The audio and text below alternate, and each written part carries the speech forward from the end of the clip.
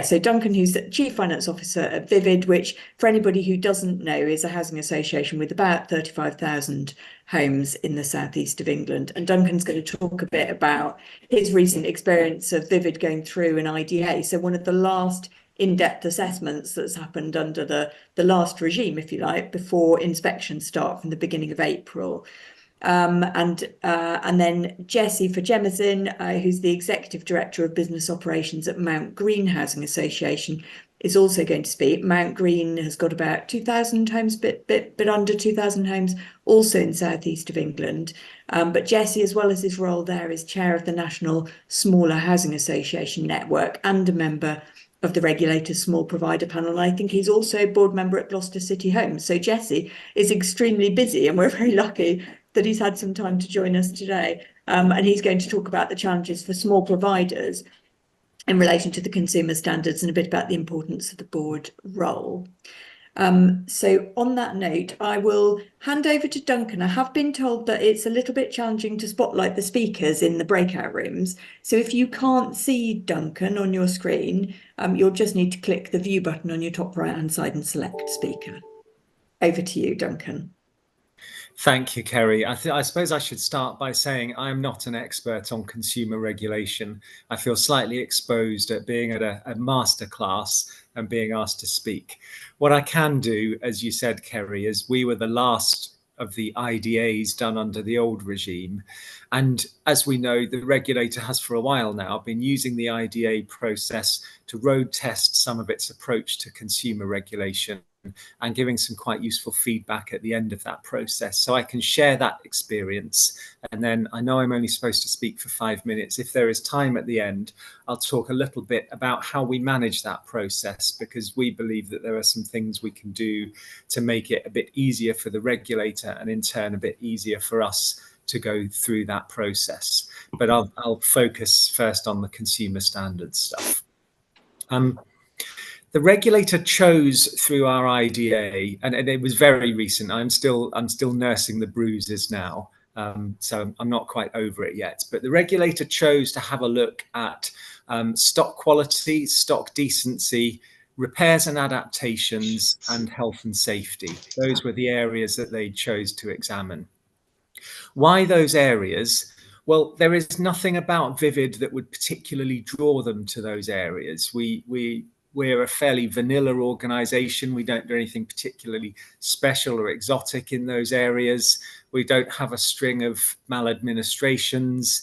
We haven't self-reported for anything. And so I think by choosing those areas, my interpretation of that is that the regulator clearly sees those as a key area for consumer standards. I don't think that's a massive surprise, but that's all I can read into them choosing to look at those areas. The feedback that they gave at the end of that process was interesting because it wasn't badged as either good or bad. It was quite sort of generic, non-judgmental feedbacks, and a bit like Kate said, a sort of factual comparison of what they found with what the consumer standards say. And the bit that I'm going to focus on is our repairs service. A bit of background. Our repairs service, we think, is okay. We're pretty good, actually, at doing urgent and emergency repairs very quickly and generally right first time. We are less good at routine repairs. We don't do all of our routine repairs within 28 days. We don't think we do enough of them within 28 days. And when we struggle to do them within 28 days, it's where there is something a bit more complex. That means it's not as straightforward as dispatching somebody in a van and getting a repair done. That's the bit that we need to work on. Now, we were very open about that with the regulator, and they could see that we're prioritising that. And so in their feedback, they were very complimentary about a few aspects of that. They like the fact that we've identified that as a priority. They commented on the fact that our governance and our resource allocation is aligned with that. So they could see that that priority is what's being discussed at the board and at our customer service committee and with our scrutiny group. They could see that our business planning and our budgeting recognises that priority and is diverting resources to it. And they can see that we've got plans to improve that quite rapidly. That was all very nice so far. And then there was a parting shot. My words, not theirs, but I'm going to give you my interpretation of that parting shot, which is very similar to what we just heard from Kate, which was they said, it's great that you've got all these plans to improve and that the whole business is aligned with those plans. When it comes to inspections, we'll be much more outcome focused. And so we will look at, is the service delivering what we expect it to deliver? And is that delivery producing the levels of customer satisfaction that we would expect to see? Almost word for word with what Kate was saying earlier about they will look at the evidence in front of them at that time and make a judgment about how that does or doesn't demonstrate compliance with the consumer standards. And so I was going to say reading between the lines. I think this was the lines themselves, really. It was, you know, you've got something that you need to improve. You better make sure that by the time of the inspection, we can see some progress against that. And I think that was a little bit frightening, but helpful at the same time, that it was as clear as that. That's as much as I'll say, because I want to let other speakers say something. But if I could just very quickly in 1 minute talk about how we manage the process, because we do believe that there are things we can do through the process that make life a bit easier for us. And this is partly informed by the fact that I have a son who's about to start sitting GCSEs, and he's just learning at the moment that giving the right answer is one thing, but giving the right answer in a way that the marker can clearly see that it's the right answer just makes their life a bit easier. And I think if we apply that to the inspection setting, if we make the regulator's life a bit easier, I hope that makes the process a bit easier for us. So that's our thinking here. And so we rehearse this process quite thoroughly. In fact, our friends at Campbell Tickell come in and take us through. I mean, I can say this now that it's over. It's a really helpful process. They basically come and beat us up for a couple of days and then tell us afterwards how we did. But that is really helpful. We prepare documentation in advance. We know as the IDA process has matured, we've seen that the documentation that the regulator wants to see has become more and more standardized. So we can have that ready in advance and not be scrabbling around for documents. We put quite a lot of effort into setting the schedule for the regulator. Now, we know that there are some key people that they're going to want to see. We won't be able to wriggle out of that. But we've been able to determine the order that they see them in. We can pair people up, and we do that as much as we can, because I think that takes some of the stress out of somebody going into a solo interview with the regulator. We can choose the order that they go in, and we can also make sure that every time somebody is interviewed by the regulator, the very next thing that happens is we debrief them, and we give enough time to do that debrief before the next person goes in for their interview. And what that means is that everyone that's going to be interviewed by the regulator has a view of how the process is going, any gaps that might be emerging, any sort of themes that are coming up that they're likely to be asked about. And then we top and tail the whole thing with an executive presentation at the start, because we want to set the tone and show that we understand what's good about Vivid and what our priorities for improvement are. And at the end, because that gives us a chance to say, is there anything else you need? Have you got all of the assurance that you need? I'm conscious of the time and I must let others speak, so I'll stop there, and hopefully that's some useful food for thought for you all. Thanks so much, Duncan. And I think before we take any questions for you, we'd just invite Jessie to speak. Thank you very much, and thank you, Duncan, as well. Helpful introduction. I won't go over all of the roles again, but just to say, in my executive director capacity at Mount Green, part of what I oversee are the resident facing services and also asset management, so aligned very much with the consumer regulations. Whilst I've been working in the smaller housing association space for the last 5 years, previously did work in a G15 context, which has some relevance, because one of the things I wanted to talk about today was just some of the challenges for smaller providers going into the new regulatory regime. And it will be no surprise that I'll touch on resources and responsibilities in this new environment are the same irrespective of size. They're not prorated. So, a lot of CEOs in the smaller housing association space are also the company secretaries, where, say, for example, larger providers, you'd have a company secretary as an individual role trying to help the organization through the current changes. Similarly, there's a lot more of a focus, as there should be, on health and safety remediation now. In the new safety and quality standard, there's an explicit reference to remediation where there wasn't in the home standard previously. And that needs a resource, a dedicated resource, ideally to oversee compliance, but not all organizations in the smaller space have that dedicated resource. So it should go with be no surprise whatsoever that resources is a major challenge as we go into this regime. In terms of a board and governance perspective on that, I think one of the challenges also is with the change in the code of governance for the term of a board member going from 9 to 6 years, we've seen some accelerated succession planning and board member recruitment. And the board ultimately are responsible for the running of the organization. However, one of the challenges faced in a smaller space is that a lot of the roles will be unpaid roles. And if we're attracting people from out of the sector at the moment, it is arguably the most challenging time to step into the sector. So then boards also have to think about how they are upskilling out of sector board members to understand the challenges that are being faced. I did hear at a time, anecdotally, that there were a lot of struggles in recruiting chairs to smaller housing associations just because of the environment we're stepping into. So that's one of the challenges from a high level board and governance perspective. And just a bit of a challenge that arose within the network that I chair of national smaller housing associations for the National Housing Federation. There was some challenge within the group that sometimes we say smaller is better, but in actual fact, with a lot of the smaller providers being beneath the 1,000 home threshold for the regular inspections that have taken place over the years, a lot of providers haven't had that external sense check as to where some of their governance and consumer regulations sits. So a lot of providers will be in a space at the moment where they may not know what they don't know. As a society, we know we generally, unfortunately, learn from when things go wrong. But if a smaller provider hasn't, for whatever reason, experienced something that's gone wrong that then led to learning, there could just be some gaps just purely based on not knowing what we don't know as a provider.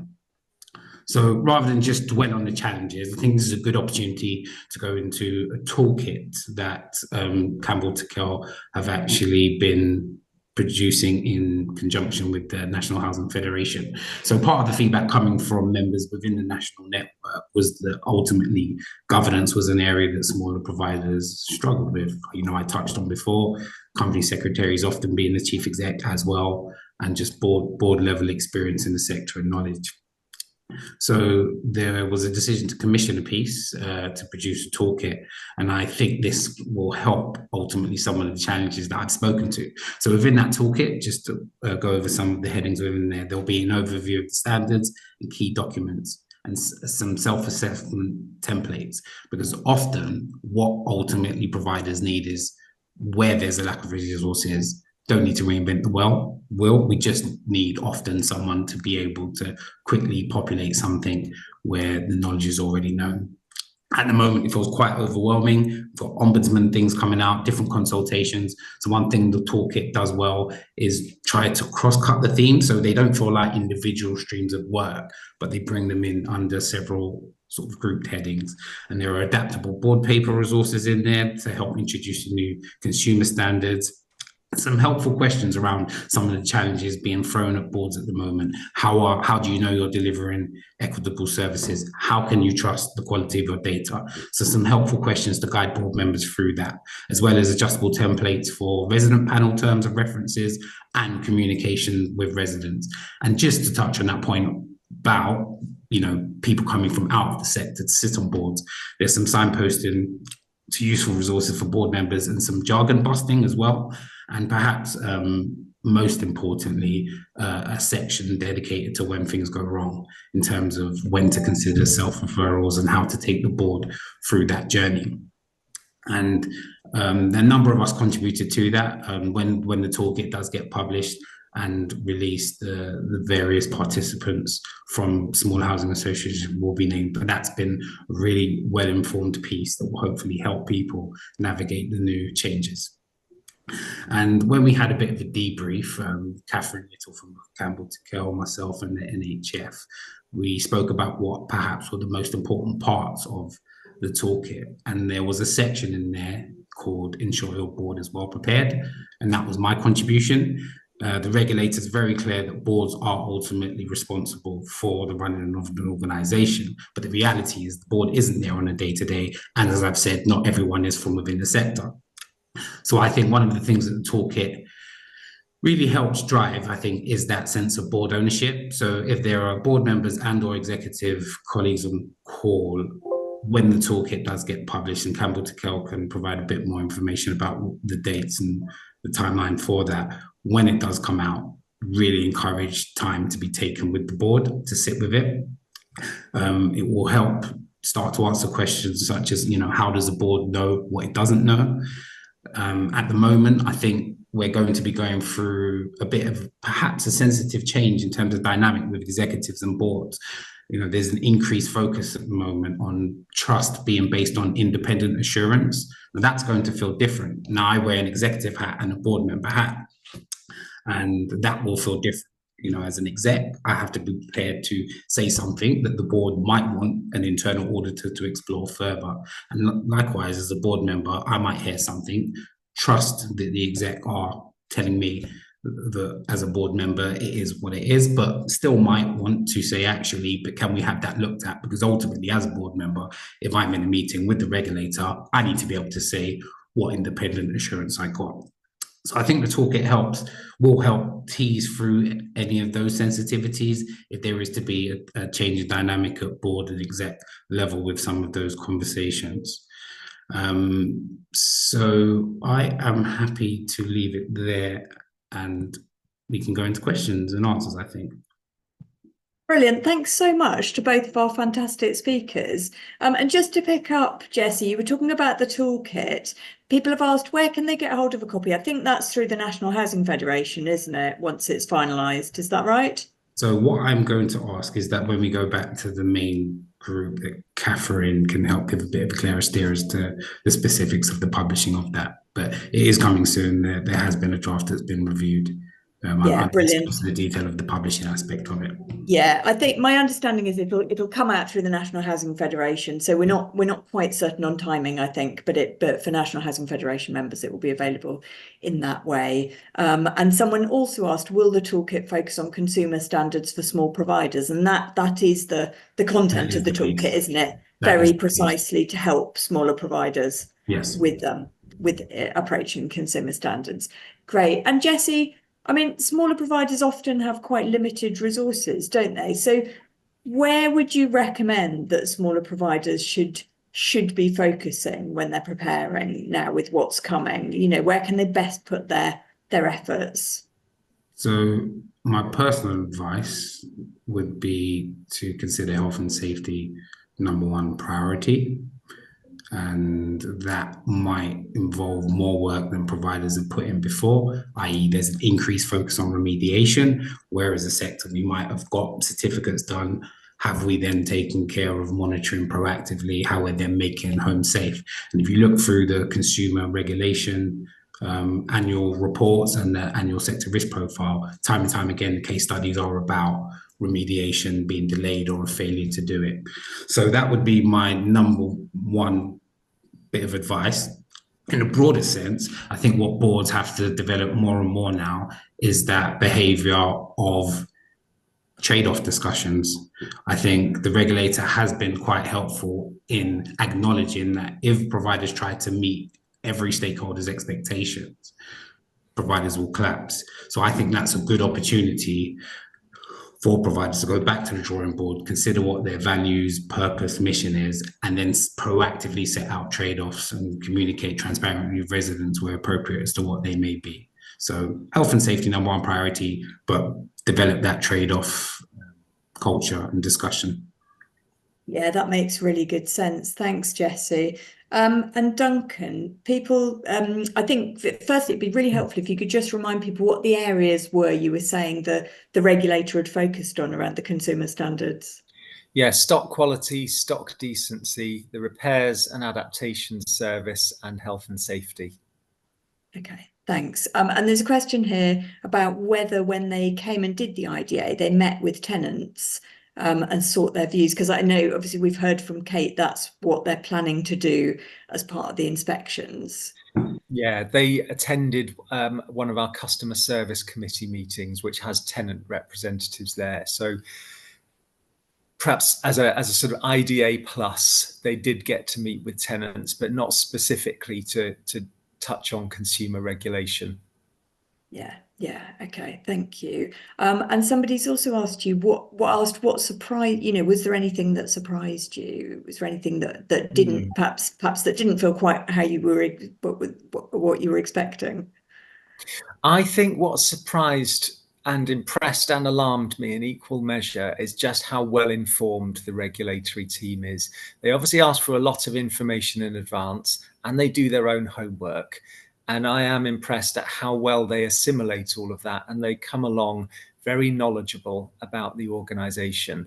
Once you get over the initial shock of that, it means we're having quite a well-informed and transparent discussion, but they know everything. Yeah, which suggests they're doing their job well, doesn't it? But is a bit alarming when they come in. Yeah, that's really interesting. And there's also a bit of a question about how long it took you to prepare for the inspection, recognizing you were talking about the support that you had. How long did that process of being prepared take you? Well, I mean, this will sound cynical, but we hoped that we would be done at the time we were, because we thought it might be better to be the last done under the old regime than the poor people who are going first under the new regime. So we knew that was the window where we would expect a visit from the regulator. And so we had started preparing. This will sound frightening, but about 6 months before.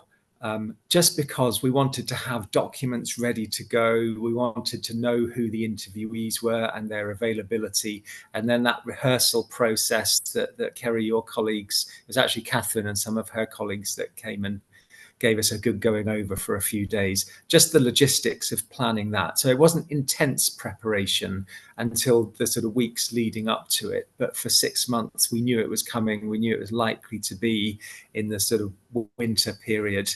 And we started gearing ourselves up. Yeah, okay, brilliant. That's really helpful to understand. And Jessie, someone's asking, how have you upskilled your board? How have you got your board up to speed with the changes that are happening around consumer regulation? Okay, I'll try to give two contexts here. So at Mount Green, we've just become a subsidiary of Stonewater. So there's a new common board that's formed as a result of another local Surrey-based partnership with Green Oak. So we've got an away day to pick up that with the common board. However, prior to that, when the Mount Green board was existing in its own right, there was some dedicated recruitment following a skills gap analysis to ensure that there were increased in-sector skills in the area of operations. And that was a fundamental piece in terms of preparation. But one of the things that we'll be doing with the Common Board is updated self-assessments with, well, we've got some already, but we'll be looking at the toolkit self-assessments coming out as well from Campbell Tickell. And where I'm board member at Gloucester City Homes, similarly, use of strategy days to have deep dives into particular strands of the standards. And again, just conversations around where some of our skills gaps were. And as a result of that, there is in the pipeline some training for health and safety for board members and around public liability. And that stemmed directly from those consumer standard related conversations. So I think it's about creating a safe space for people to put their hands up and say, do you know what, if I had to actually speak to this matter or this issue, I'd feel a bit stumped. Can I have help, please? Acknowledging at the same time, within the smaller space, there will be limited resources. So that's where perhaps there has to be some creativity around pooled resources. I'll give one quick anecdote, not in the context of board member training, but where I worked previously was part of the G320, the smaller housing associations in London, and there's a WhatsApp group there, and Claire Norton, Chief Executive of Peter Bedford Housing Association, dropped a message one day saying, we're doing some in-house training around this topic, got some spaces, who wants in? And the response was so popular, they had to put on another in-house training session. So I shared that anecdote linked to the fact that there might have to be some creativity about upskilling boards in the smaller housing association space based on resource restrictions. Yeah, and as you say, I know, I think that that's part of the National Housing Federation's thinking, isn't it, in commissioning the toolkit, is to again provide a resource for boards as well as staff members. But I think I agree with you that working together as a smaller organisation is really important, isn't it? Sharing knowledge and sometimes resources. Brilliant. There's a very specific, I mean, you've been talking quite a lot about health and safety, Jessie, and there's a very specific question here about health in the chat about identifying health and safety leads. So organisations being asked to provide the name and contact details of their health and safety lead. Now, my understanding is that's a role defined by the new building safety legislation. And I can see Duncan and Jessie, you're both nodding. I think, is that your understanding as well? That's where that's what that role is. Yes, we're just having some clarifications. Like I said, now that we're a subsidiary of Stonewater, we're just having some clarifications about how we submit that. But that's largely what we're approaching it as.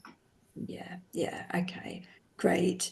And what, across the various boards that you work with at Mount Green, at Gloucester City Homes, what's keeping those boards awake at night, do you think, at the moment in the context of consumer regulation? You've mentioned health and safety. Are there other things that are right up there in terms of things to worry about, do you think? So I think the sector is probably struggling with the increase in the number of complaints taking place. And the reality is there's been, again, maybe a struggle and tension at board level between detail and strategy, operations and strategy. And the Ombudsman has been quite clear that he expects boards to engage with detailed specific cases. So I think at the moment, the reputational risk around some of the complaint issues at a board member level and not in the organisation on a day-to-day basis, and just ultimately trying to stem the wave of what feels like an overwhelming sense of complaints is probably a key issue at the moment for boards. And certainly at Mount Green, we are really trying to focus on promoting complaints. The major shift is, a resident doesn't have to use the word complaint, just an expression of dissatisfaction. So when you're truly following and applying that does generate a significant number. And it's about, I guess, articulating that to boards who may see an increase in number of complaints, saying that actually that's not in itself a bad thing. It could show promotion, fair access to complaints. And that, HouseMark have come out and said, for example, that actually maybe there's an underreporting complaints. So I say that ultimately is a significant area due to the numbers and then due to the reputational risk associated with it. Yeah, that makes really good sense. Duncan, what about your board? What's keeping your board? I know you're a member of the board, aren't you? I think. What's keeping the board awake at night? The one I would add is customer engagement, because I think that was one of the big shifts in the new standards. And again, Kate touched on this. It's not just about process; it's about culture. And so we're having discussions on our board about how we do meaningful customer engagement. Because if we wanted to set up groups and panels and have all sorts of frameworks in place to be able to tick a regulatory box, that's easy to do, but there is a risk that that's not meaningful, true customer influence in our services. So what we're grappling with at the moment is how do we balance complying with the regulations with doing what we think will give us actual meaningful insight from our customer engagement. Yeah, and I think there are a lot of organisations that are grappling with that question at the moment. It's a really good question. And I hope that the regulator will take confidence from organisations thinking really deeply and carefully about that, rather than rushing to put structures in place that, as you say, might actually not only not provide very meaningful insight, but actually feel not be what tenants want, or or not actually deliver real opportunities to have influence and be heard. So I think that's really important. And then, Duncan, there were a few questions going back to the IDA experience that you had. Someone wanted to check whether you'd been issued with a C score, and my understanding is you weren't. You just got some verbal feedback. Is that right? That's right. We had verbal feedback, and we were told throughout the process, and I was very skeptical at the beginning when they say, of course, this won't affect your governance or your viability gradings, because I think, well, if they happen to find a serious health and safety issue, it's very hard for that not to contaminate the governance grading. I feel much more relaxed about it now that the process is over. So we had some good feedback, but no grading. Yeah, and it's a good point, isn't it? I think someone raised a question in the main room when Kate was speaking about how a C score might impact on a governance rating. And I think almost certainly there is going to be some impact, isn't there? If they're finding, certainly if they find serious failings in relation to the consumer standards, I think it would be very difficult to imagine a context in which that happens and there isn't an impact on a governance grading. But of course, we've yet to see that work through. And then people wanted to know whether, our breakout rooms are about to close. They wanted to know about documents. And if you can talk very quickly in a few seconds about the sort of consumer-rated documents they asked for. Okay, there's a countdown timer going. So just from memory, it was very KPI focused. They were very interested in performance, but how that performance gets scrutinized, including with customers, and how the outcome of all of that reaches the boardroom. Amazing. Thank you ever so much to both our fantastic speakers and to all of you. And we'll be whisked back, I believe, shortly into the main room.